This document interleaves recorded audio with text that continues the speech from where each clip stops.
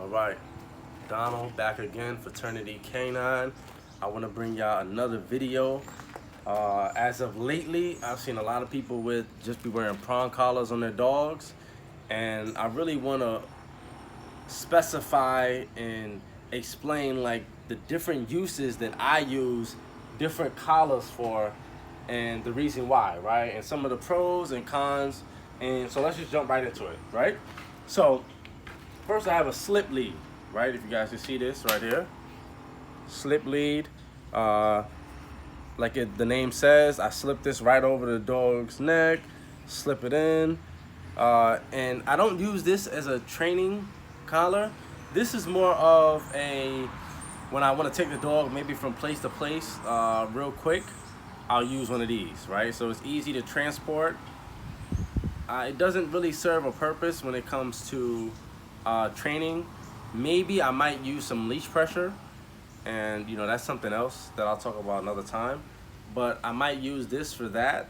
But generally speaking, I don't use this for a training collar. It's just a collar to transport the dog from, let's say, place to place, basic things like that.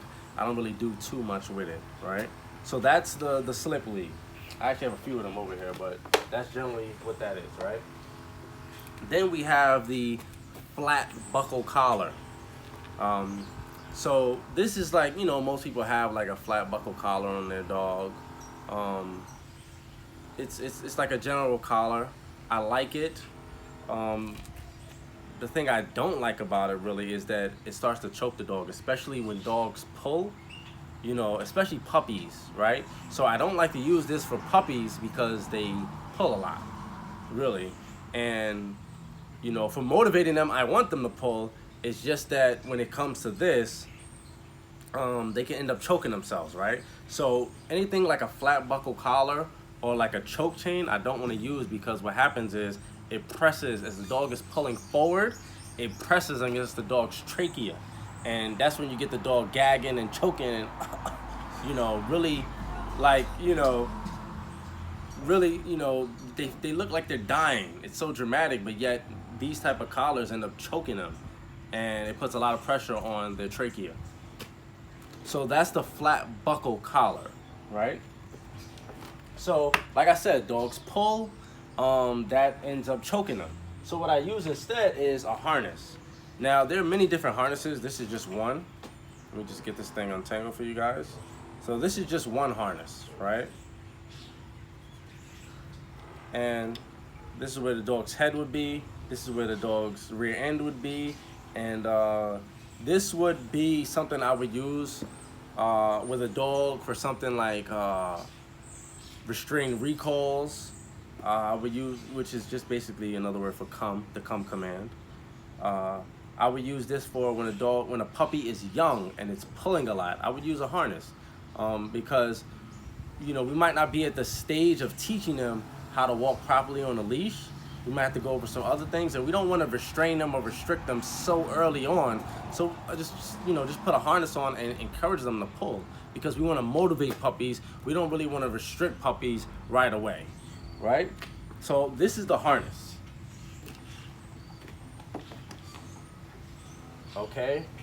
Now we got my leather. Make a little popping noise there for you guys. Right? So now I have my leather leash. This is the 4-foot leash, right? It's pretty handy dandy, right? I like it. I prefer this over the cloth ones.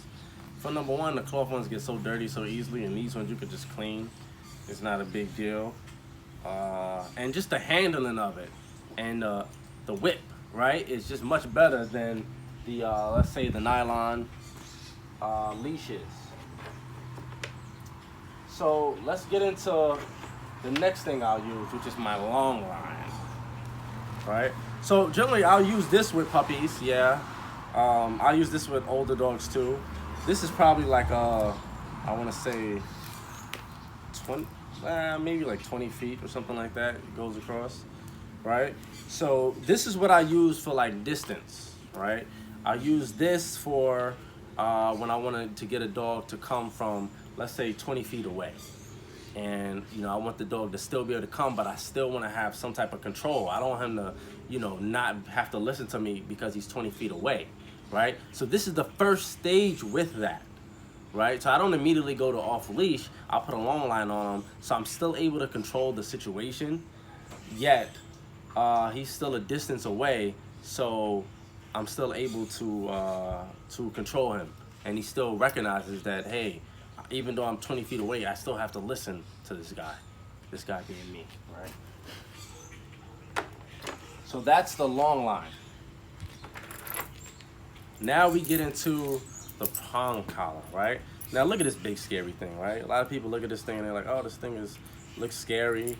I don't want to put this on my dog. But remember what I said about the flat buckle collar and a choke chain. Many people will go to a choke chain, but that actually causes damage to the dog's trachea. What this does is, right, as you can see, this is what the leash is connected to. So when it gets tightened, this tightens, right? So you see it? So basically like this, when it gets tightened, this whole thing gets tightened, right? So it spreads evenly across the dog's neck, so it's not choking one part of the dog's neck. And the thing about this, the use of this, what I use this for, is for pressure, right? So once a dog understands what I'm asking them to do, I've engaged the dog, we know where we're at with it, then we want to go into using pressure to layer over our existing behaviors. So I'll take a prong collar and I'll put it on the dog. First, I will teach the dog how to alleviate or get rid of pressure, right? I'll put pressure on the dog. It's all about pressure and release, right? Dog does something I don't like, I put pressure, they comply, I immediately release it, right? Now these you have to be very careful with, because a lot of times with dogs that are more, they can kind of elevate fast or can get really, really excited really fast, you put one of these on, and what'll happen is you'll put pressure on them and it'll just get them more and more excited. Right? So you're thinking you're correcting your dog, and really they'll just go up another level and another level and another level, and you'll have trouble getting them down. What I suggest is maybe you don't want to use this for dogs that get like that, number one. And number two is that you want to make sure that you're releasing. Because many people, this is what they'll do, right? And I'll show you guys. I'll put the leash on real quick, right? So let's say they have a dog, right? And the dog is jumping around. They'll immediately lift up with the leash, right? And you notice that this closed, right? So that's pressure on, right? And what'll happen is that's pressure on.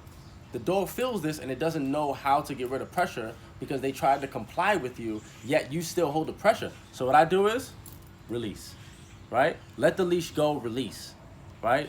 Don't keep holding the pressure. And a lot of times that's what happens when people get real tense. They'll hold the dog up, and then what'll happen is the dog will feel the pressure, and the dog will start, getting all frantic because he doesn't know how to relieve the pressure. It's pressure on, then pressure off, right? It's not constant pressure. It's only constant pressure till the dog does what you want him to do, right? So that's the thing about the prong collar. Remember, the prong collar, it can be a dangerous thing. You just have to know how to use it, right? So if you don't know how to use it, like I said, you're better off using like a slip lead or a regular flat collar, because what can happen with that is you could send a dog, you could really escalate a dog's anxiety, right?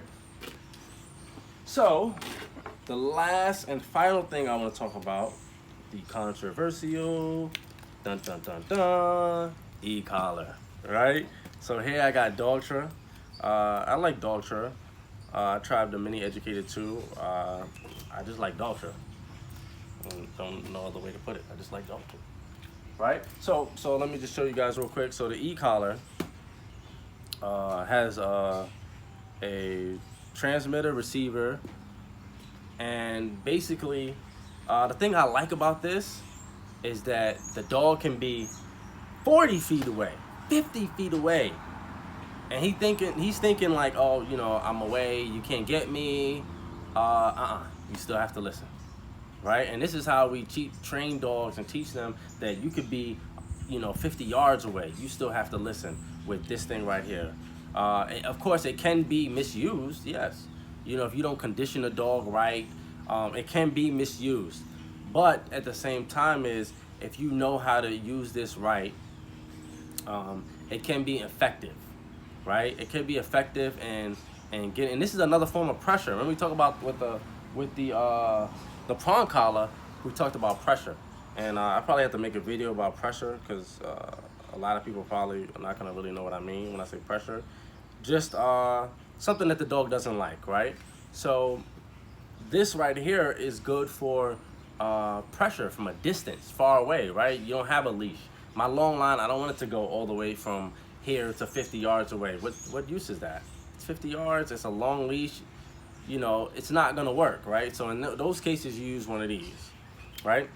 And like I said, it's very effective. Some people use it as a punisher. They'll go real high with it, and sometimes that's effective in diminishing certain behaviors. But you know, again, desensitization and counter conditioning might be also an effective way of doing things. It just all depends. But this is a great tool.